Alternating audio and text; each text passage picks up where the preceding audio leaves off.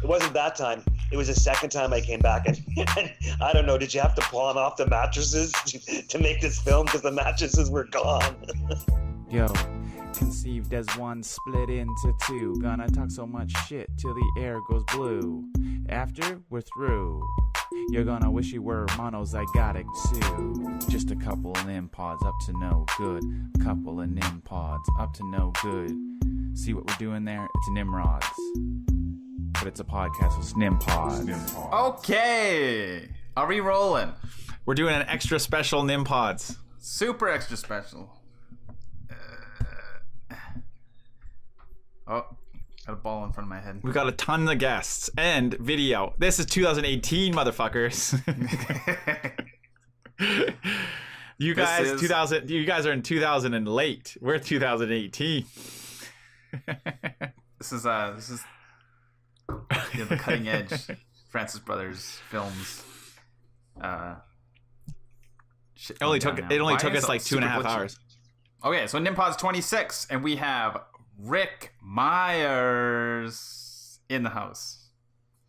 Yeah, and he starred in our movie The Wrong People, which I was pleasantly surprised. I checked up on YouTube today, and it was over 1,000 views. Yep. Wow, that's pretty cool. 718. No, that's good. It was actually posted on Christmas Day, so that's 6 days. Which is the same amount of time that Rick has not had alcohol. I know, isn't that so? And so I toast to him by drinking out of my classy blue mug. I have smoked a joint though. You gotta be safe with that stuff though nowadays, right? Why? You know where? Well, just everything's laced, right? No, this is pot that I grew, Dan. Oh, okay, that's good. I mean, as long as you know where it's from. Do you lace your pot with fentanyl, Rick? No. That's not a good joke. That's not a good joke. Want to know. Well, that's what you're talking about, no. So I'm asking. Come on. Oh. So what's your thoughts, Rick, just on the movie and the kind of reception it's had since we dropped it, a month ago? I know I've been showed it to people. I've been hearing lots of great things about it.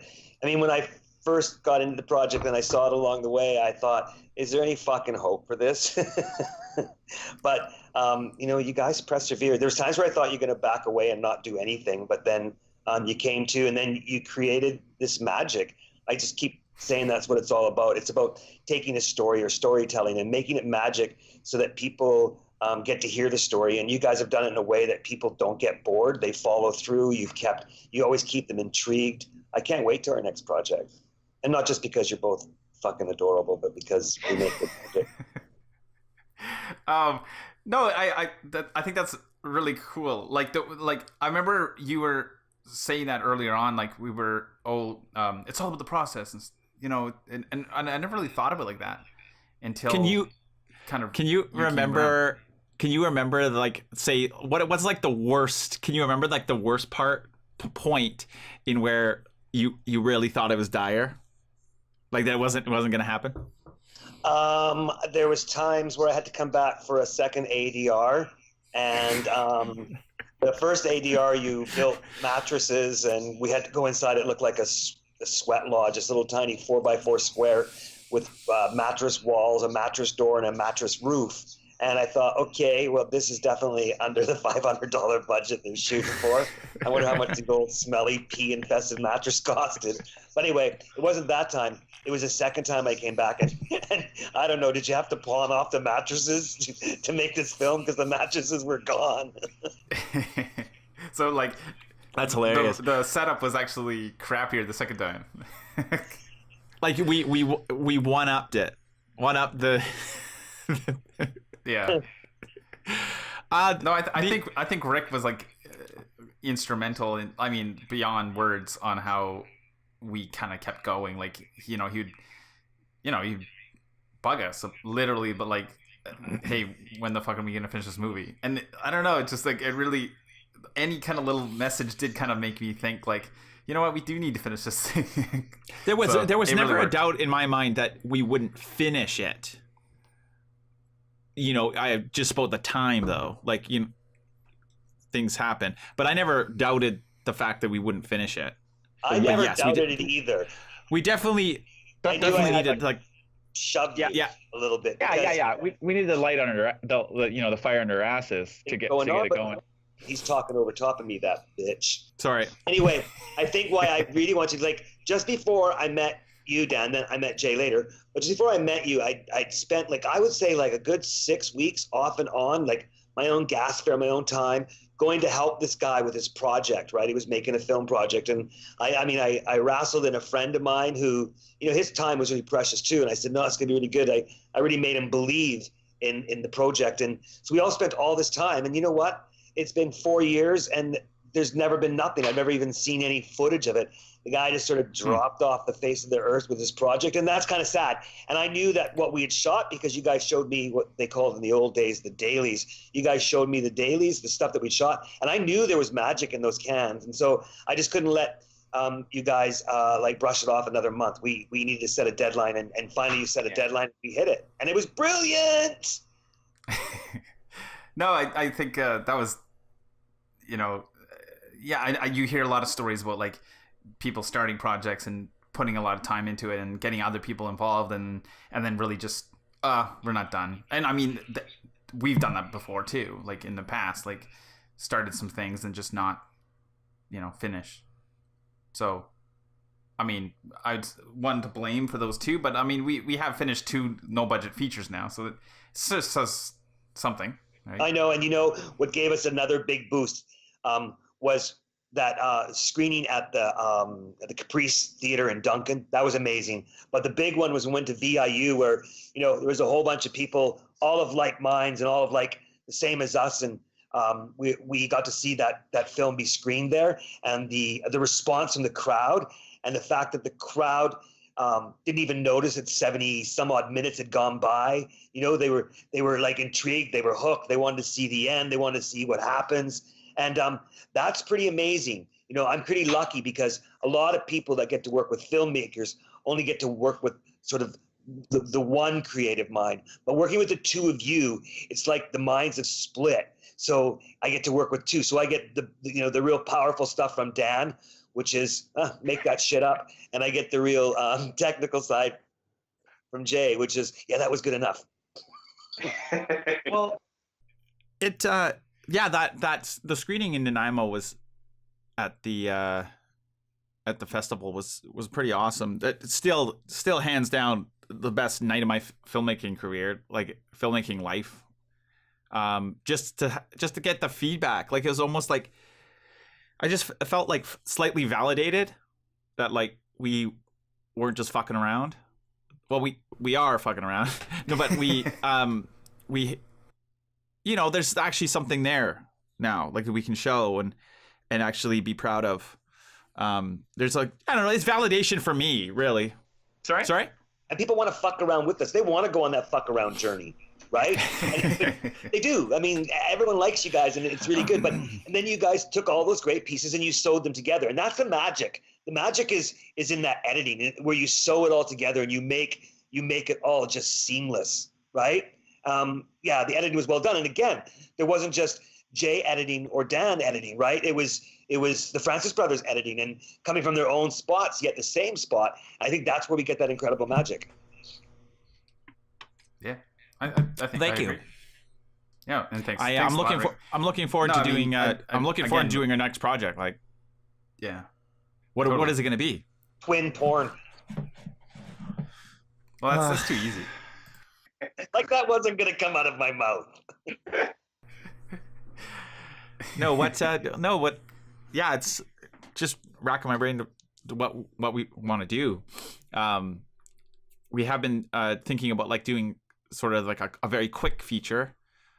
But then we've also entertained the idea of kind of like similar like Wrong People universe sort of stuff. Not necessarily like sequel or prequel stuff, but just sort of like the same like universe. The universe, the universe, I call that the universe of Crofton, Shemanis, Duncan, Cassidy, Ladysmith, all sort of blended into one.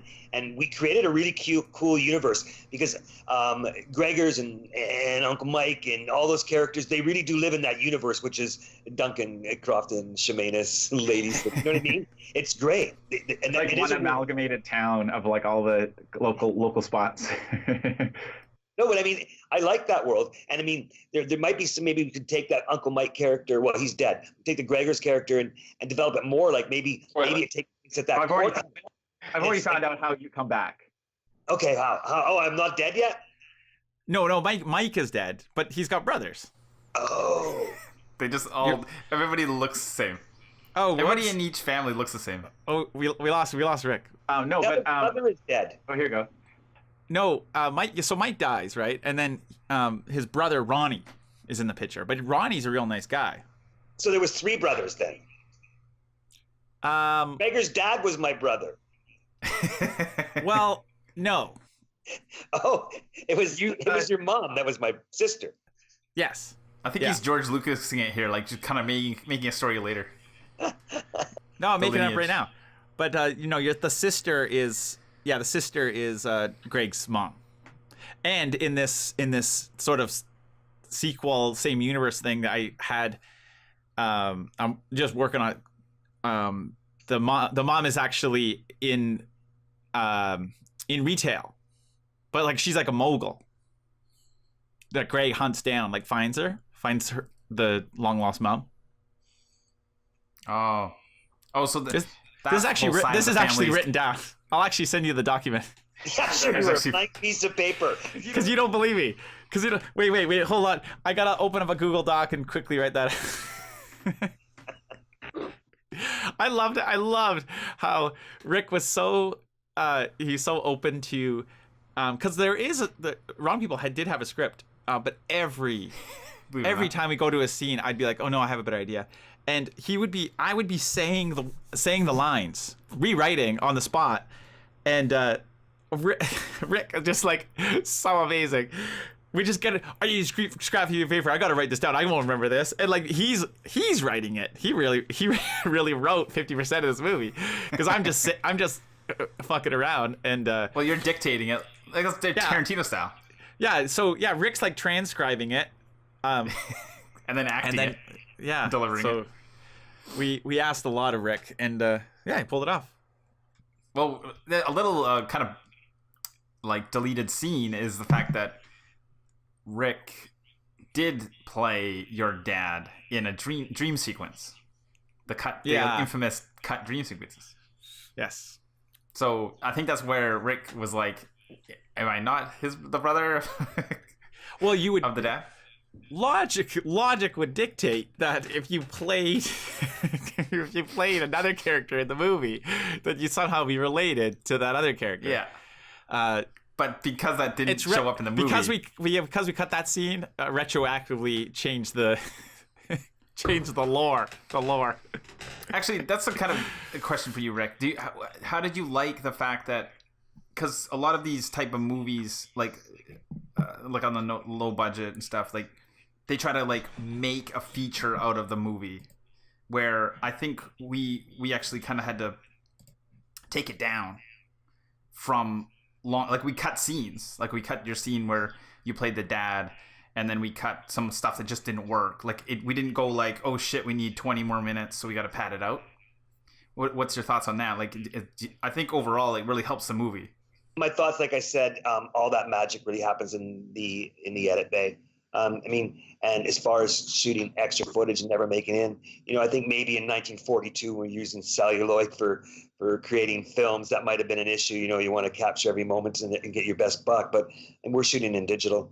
So whatever you shoot, if you got your camera going on accidentally and I'm walking over for a sandwich as Rick, but that shot looks good because I'm still dressed as Uncle Mike, we might add that. Like, you know what I mean? Like, who knows? A lot of shots like that, actually. Yeah, as long as that camera is rolling, you've got magic later to work within that edit bay, right? And sometimes sometimes sometimes there's those shots. Yeah, those shots are actually quite needed sometimes. It's like, oh shit, we didn't get this, and we didn't get this. You know, we need something here. And there's like, oh, what if it's, you know, Rick's just bullshitting here, but you know, maybe maybe it works. And yeah, we did that a few times. We've done that quite a bit in the past, like sort of like the they call it, what is it, like before the slate shots or something, or after the slate shot.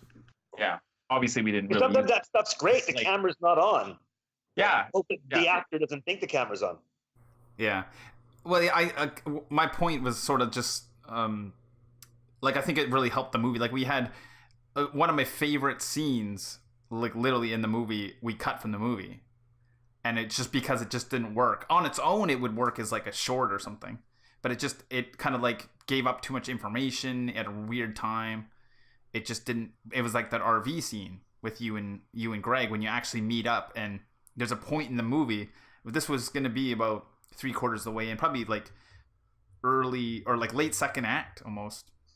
Yeah, and it kind of like it stopped the movie too much. So you were going to spill to Rick or Uncle Mike about like what you know about it, and then so it's a pretty pivotal scene, but it didn't really work in the timing. No, it's better that the timing was better that you see Uncle Mike figure it out in his own while driving the truck or crossing the railroad track as he's putting the pieces together. You know, you guys read my script. That one used to be called $80. Now I call it $2. Since I've been sober, I've been back on the computer and I've rewritten it. Well, I've only rewritten the first, 2 scenes. But as I'm rewriting, I realized I put way too much narrative, way too much in what the story's about. Not enough on allowing the character and the dialogue to tell the story. Yeah, for sure.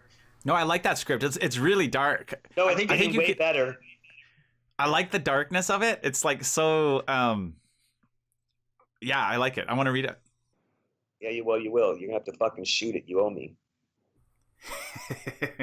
There's this scene where you have to have a shower. Oh, but apparently I'm not.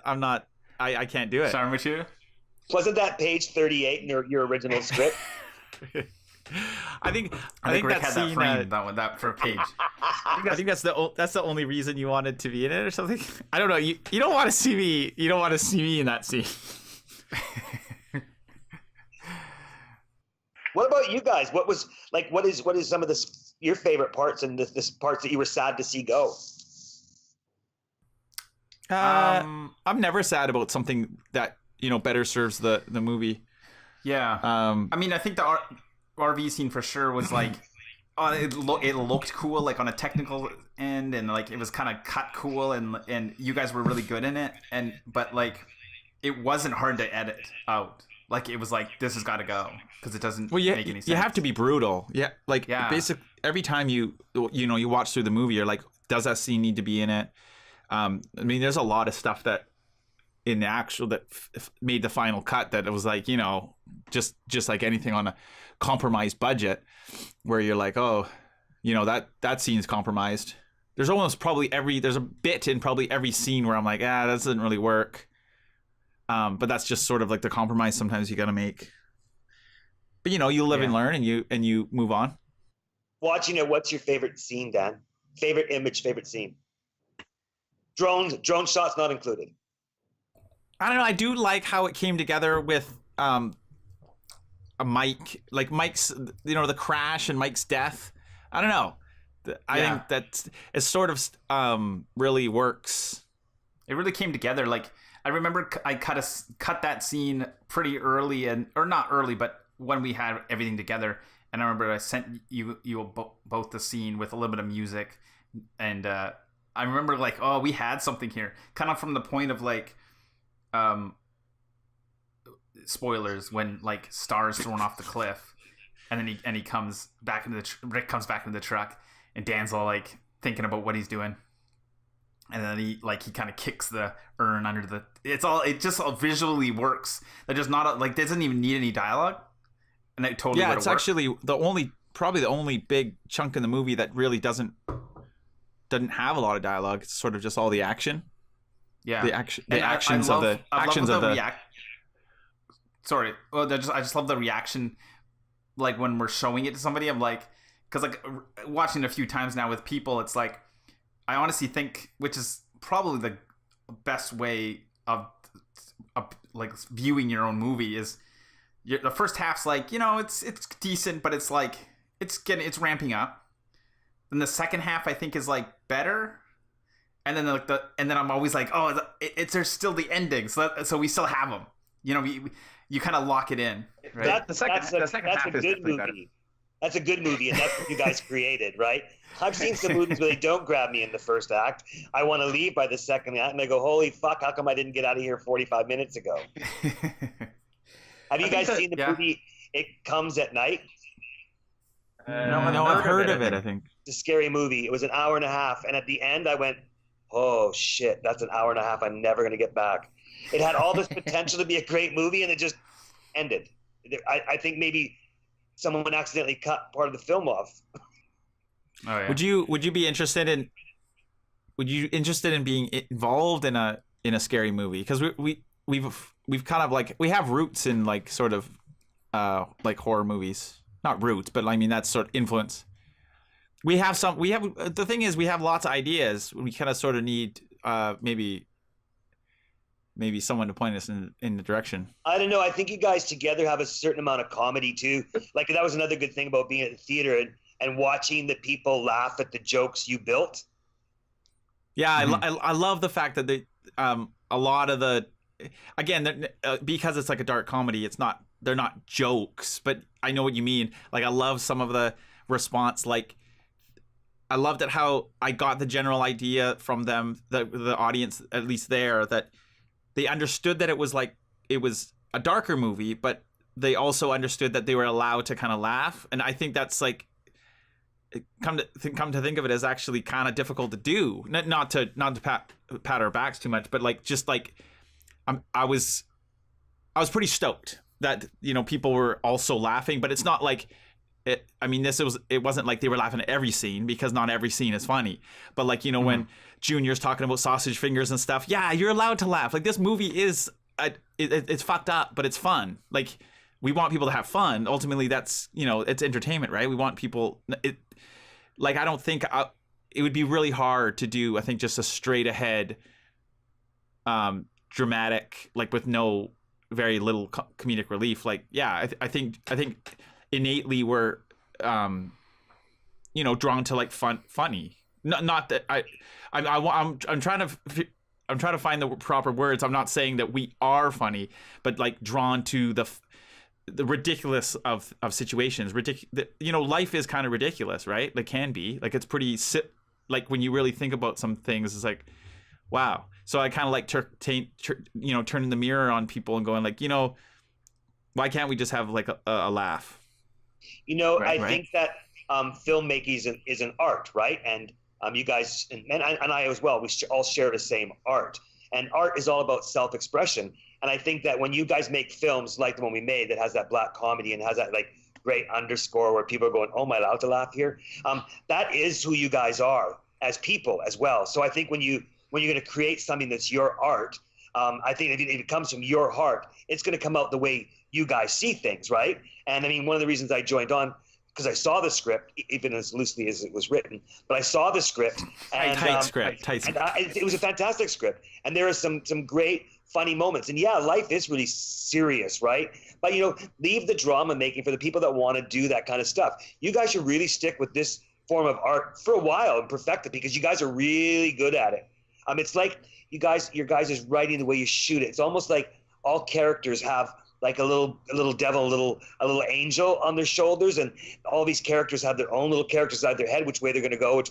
Even the script works that way. It's forever changing, but your characters are forever changing too, and that's the way you guys see the world. So I think you guys should just keep going that way. Yeah, I think it'd be fun to try a horror or a sci-fi, but even if you guys tried to do a sci-fi, the way you two work together, I think it's still going to come out the same way. I think you're going to have this serious R2-D2 character is going to wear a tampon. Do you know what I mean? It's still going to have something just a little bit fucked up with it.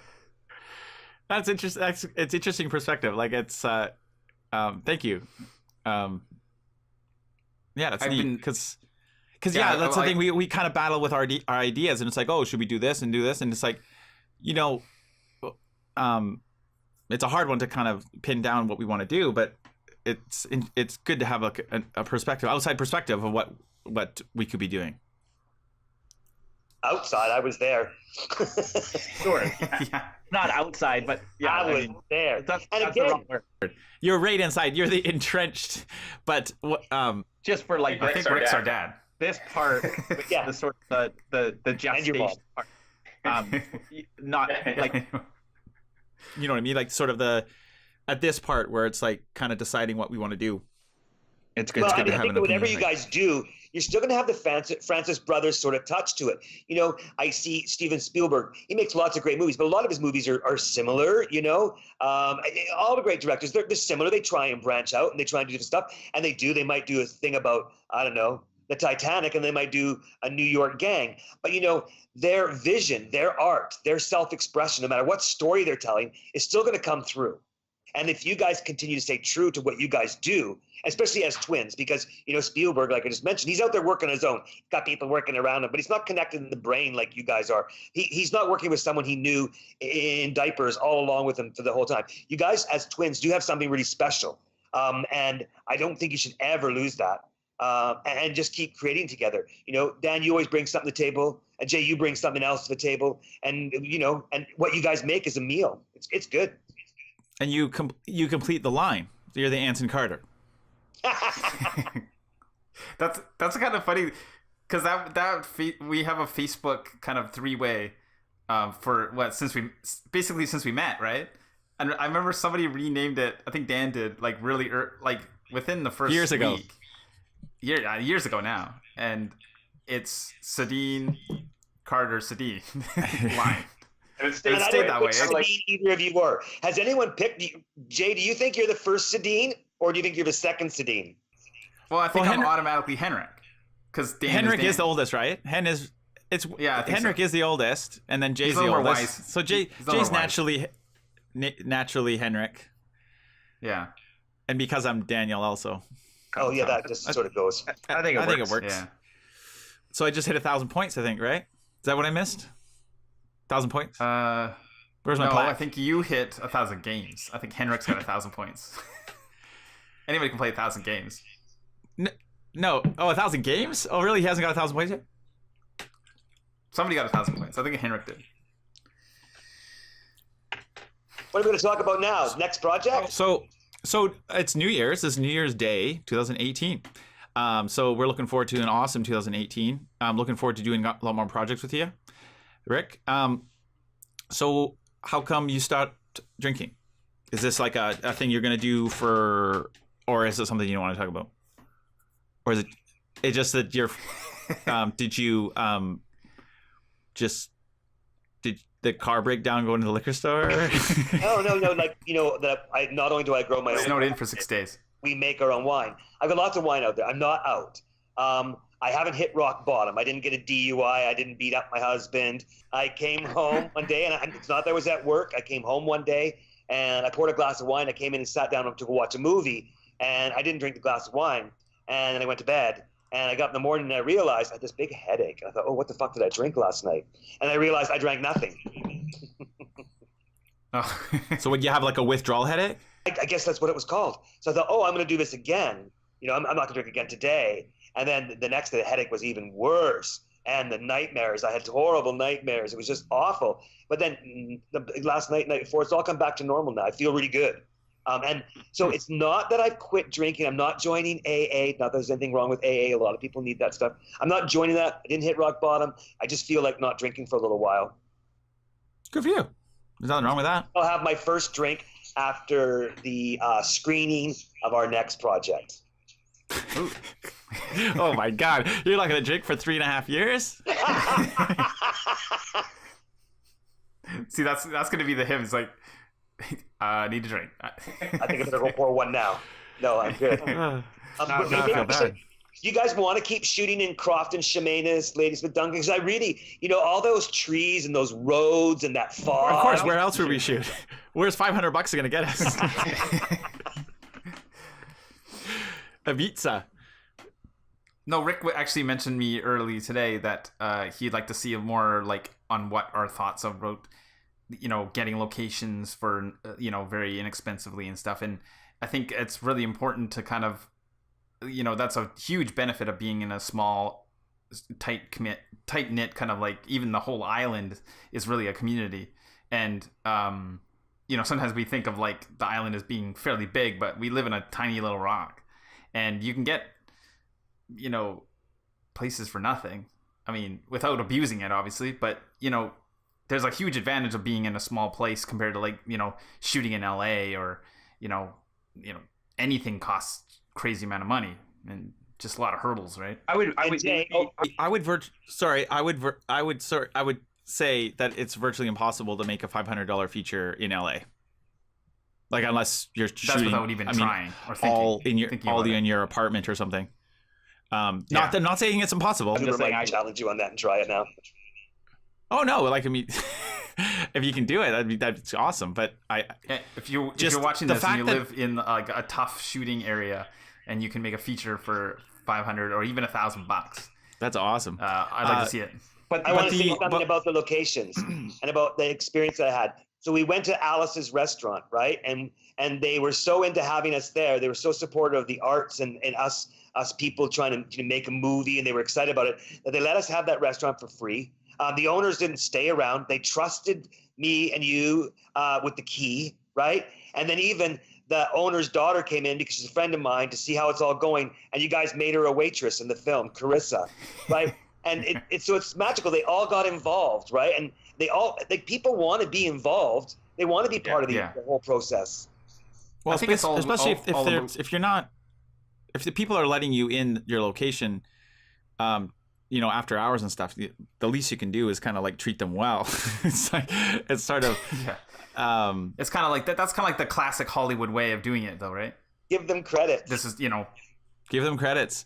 But it's funny though, because a lot of people will kind of, I think, disregard certain locations that they probably have access to. It's just it's not what they envisioned for the script and stuff. And that's what, like, I always write for quite nondescript. Like, I don't really think, unless it's like a location I absolutely know we can get, something like a beach or like woods. Like, of course, that's very easy to shoot in, around here at least. But it's important not to get too like finicky about a specific location, because ultimately people are going to care about your characters and your story, and who's going to be occupying these locations. The story occupying the locations is paramount. So if something you're like, oh, this could be okay, it's important not to be so very precious about that. Be open. Unless you have access to a really, really awesome location. And you already know that. Hit me up if you do. Dan, did the people that own the used clothing store, the secondhand store, did they ever see the film, or did you ever tell them it's actually finally done and drop them off a copy? Well, it's interesting because they sold the thrift store. Like, I think they were in the middle of selling it when we were shooting in there. Yeah, it's new. So I know I don't see that are now grown up and graduated. It's taken so long. I can understand how. Yeah. No, it was. I'm not sure where they went, but they probably haven't. Yeah, that was a great location, and they were pretty free with us too. Like they were. We shot those scenes very quick. Remember, it was like one really fast night. Hey, can I tell you another story? Yeah. So I have my best friend. Her name is Hazel, and her husband's name is Brad, and he's a real car buff, and they're both film buffs, right? And she's been my friend for like 25 years. I was her maid of honor at her wedding. She was mine and mine. And anyway, in June, they moved back to Toronto. Anyway, the other night, she finally got around to watching The Wrong People. And I just followed her text. I didn't answer. I just followed her text because I knew she was watching it. And she said, oh, wow, this is really great. Is that in the Nanaimo River? God, that's really beautiful. So I didn't answer, say, no, it's this or whatever. Didn't answer nothing. Then she starts talking about the Firebird. And I used to own one. She goes, Brad, which is her husband and a car buff, Brad wants to know if that's your old Firebird and how did you get it back? You have an old Firebird? And then she asked me at the end, holy fuck, what did Fred say about his truck? because that truck used to be Fred's. And they right. believe they thought it really got into an accident. That's Wow. so great. It's amazing. Yeah, that was all. That was You all got a visual lot of effects. talk about like the Firebird flipping. Like, oh, how did you flip a Firebird? It was just a little miniature, right? Little model. So A you little had bit of window shield wipers that continue to go. So you had a blue Firebird like that? Yeah, I did. So was it a 91 or a 92? It was a 91. Nice. Awesome. Spoilers. That's how I knew how to break the hatchback window. Yeah. Oh. Nice. Awesome. I think I'm going to go see my wife. Is that all right? See Rita and my husband. Awesome. Now this has been this. How fun was this? This was totally fun. We should do that. We got to do this live next time. Okay, do it. I'm do it. in. Awesome. If this edit works, we'll see. Okay, this has been an awesome special Nimpods. Tell us if you like the video version of this. If you want Rick more on it, or you just cut this guy. It's kind of like Survivor, right? Do we throw him off the island, or do we keep cut him? Carter? Do we get Klatt back? Do we get Trent Klatt back? He'll say, let him drink. Let him drink. All right. See you later. Happy New Year. See ya.